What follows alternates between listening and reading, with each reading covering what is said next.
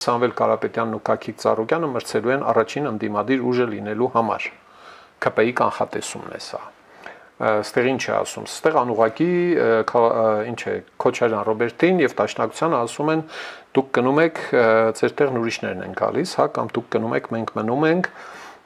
հա, այսպիսի հեգնական հայտարարություն, հա, դրանից հետո Քոչարյանի գրասենյակը որոշել է անդրադառնալ այդ ռեպլիկին, ասել է, որ ինքը պարլամենտ անցնելու խնդիր ունի,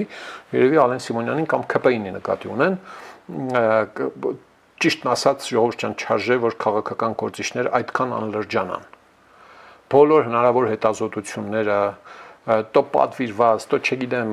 10-ով կա արած, փոխածելի կա, մի հատ էլ կա կկարտամ այսօր թվերի մասին, ասում են, որ քաղաքացիական պայմանագիրը ունի առնվազն հարաբերական մեծամասնություն։ Այսինքն խորհրդարան անցնելը ԿՊ-ի համար այժմ այսօրվա դրությամբ, եթե քվեարկեն, խնդիր չէ, խնդիրն այն է, թե ինչպիսի մեծամասնություն կլինի հարաբերական մինչև 50%,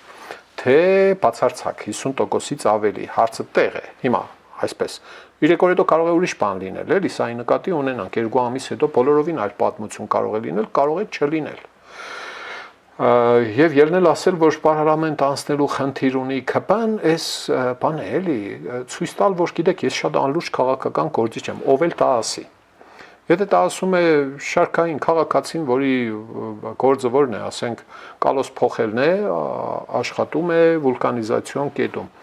Պրոբլեմ չկա, այդ մարդը ոչ մի քաղաքական հայտատու չէ, վերլուծաբան չէ, հետազոտող չէ, չենք էլ անդրադառնա այդ մարդու խոսքին, բայց երբ խոսում է այս մասին քաղաքական ուժ կամ գրասենյակի ներկայացուցիչ, ասում ես այնգեր, կարող է դուք էիք, որ 21 թվականի ընտրություններից 2 օր առաջ ասում էիք, թե սրանց մնացել է 48 ժամ, կամ մենք 60% ունենք, ձեր եք առել ձեզ,